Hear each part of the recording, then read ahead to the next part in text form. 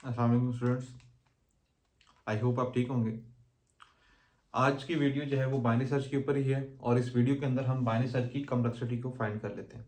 तो last videos के अंदर हमने कॉम्प्लेक्सिटीज के ऊपर डिस्कशन की है, फिर हमने बाइनरी सर्च एल्गोरिथम के ऊपर डिस्कशन की है कि बाइनरी सर्च एल्गोरिथम किस तरह रन होता है, और उसके ऊपर हमने एक एग्जांपल देख रही थी और उसके ऊपर इस कोड को ट्राई रन करके देख लिया था। उसके अंदर हमने ये भी देखा था कि अगर वैल्यू लास्ट इंडेक्स पे होगी तो कितनी नंबर ऑफ आइटरेशन के अंदर काम होगा, अगर वैल्यू एग्जिस्ट नहीं कर रही तब कितनी आइटरेशन के अंदर काम होगा, और अगर वैल्यू कहीं दरमियान में एग्जिस्ट कर रही है तो तब कितनी आइटरेशन के अंदर काम होगा। तो अगर आपने वो वीडियो नहीं देखी तो काइंडली एक दफ़ा उसको देख लीजिएगा। तो स्टार्ट करते हैं इसकी कॉम्प्लेक्सिटी की फाइंड करने के। तो हमें पता है बाइनरी सर्च का जो कॉन्सेप्ट ये है कि हमारे पास एक अरे सॉर्टेड होगी और जब भी हम कोई वैल्यू उसके अंदर सर्च करेंगे तो जो अरे है वो दो पार्ट्स के अंदर कहीं ना कहीं डिवाइड हो रही होगी, यानी हम उसका हाफ कर रहे होंगे तकरीबन। या तो हम उसके लेफ्ट साइड पे जा रहे होंगे या उसके राइट साइड पे जा रहे होंगे। तो लेट्स सपोज अगर एक अरे 10 साइज की है तो जब हम उसका मिड फाइंड करेंगे तो फिफ्थ लोकेशन पे आ रहे होंगे। तो ये फिफ्थ के बाद हम लेफ्ट राइट साइड वाले 5 इंडेक्सेस को देख रहे होंगे या लेफ्ट साइड वाले 5 इंडेक्सेस को देख रहे होंगे। हम कभी भी पूरी अरे को एज अ होल नहीं लेके चल रहे इसके अंदर। तो हमें पता लग गया कि हम उसके अंदर कहीं ना कहीं डिवीजन कर रहे होंगे। खैर ये करते हैं। तो यहाँ पे ये जो लाइन है जिसके अंदर स्टार्ट को हमने 1 किया हुआ है, हमें पता है हम ऑपरेशन लिख देते हैं कि इसके अंदर कुछ ऑपरेशन होंगे। इसकी फ्रीक्वेंसी क्या होगी, कांस्टेंट, क्योंकि ये एक टाइम चलेगा। इसके बाद ये एंड वाला भी कांस्टेंट टाइम होगा। मेन काम जो है वो इस लूप के अंदर हो रहा है। इस लूप को अगर आप देखें तो ये लूप कब तक चल रहा है, जब तक एंड के इक्वल नहीं हो जाता। और अभी मैंने आपको बताया कि अरे इसके अंदर कहीं ना कहीं डिवाइड हो रही होगी, और हम डिवाइड के केस के अंदर लूप्स के अंदर कम्प्लेक्सिटीज फाइंड करके आ चुके हैं। हमें पता है जब भी हम डिवाइड कर रहे होते हैं तो हमारी कम्प्लेक्सिटी जो है वो लॉग के अंदर जा रही होती है। तो हम इसको कह सकते हैं कि यहाँ पे जो हमारी कम्प्लेक्सिटी होगी, जो भी अरे का साइज होगा, जो भी वो एंड तक जा रहा है, जो भी साइज है जिसको हम एन कह लेते हैं, तो यहाँ पे जो कम्प्लेक्सिटी बन रही होगी वो भी लॉग ऑफ एन के अंदर जा रही होगी। एन जो भी साइज होगा, ठीक है, जो भी साइज होगा उसकी जब हम लॉग लेंगे तो उसमें जो है उसकी कम्प्लेक्सिटी आ रही होगी। जिस तरह हमारे पास यहाँ पे 9 था, तो जब हम उसका लॉग रहेंगे तो कहीं ना कहीं हमारे पास जो वैल्यू 3 के आ रही होगी। तो हमने ये पिछली दफा इसको ड्राई रन करके भी देख लिया था कि तो 3 ही आइटरेशन हो रही थी और फोर्थ आइटरेशन पे वो फॉल्स कर रहा था जाके। तो आप इसको n+1 भी लिख सकते हैं या n भी लिख सकते हैं।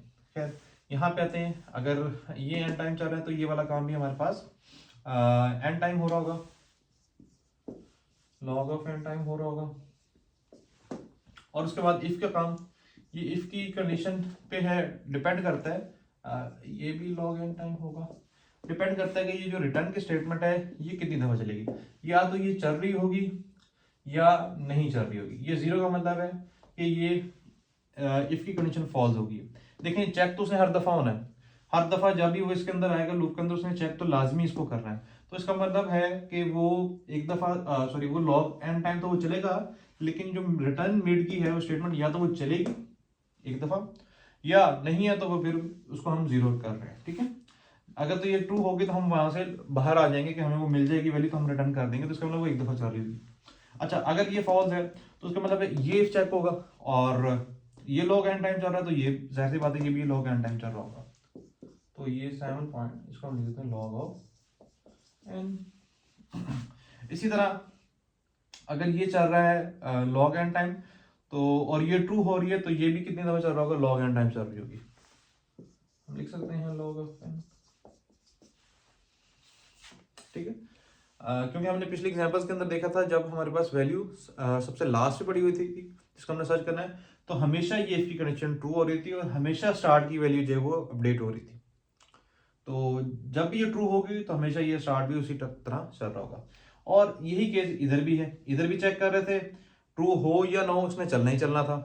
इसी तरह ये भी है ट्रू हो या ना हो, इसने चलना ही चलना था, क्योंकि अगर ये ट्रू हो जाता था तो हम इसी को स्टार्ट इधर वैल्यू अपडेट हो जाती तो ये वाला काम नहीं होता था। लेकिन अगर ये फॉल्स हो जाता है तो उस केस के अंदर ये वाली स्टेटमेंट नहीं चलेगी बल्कि ये सारा काम होगा।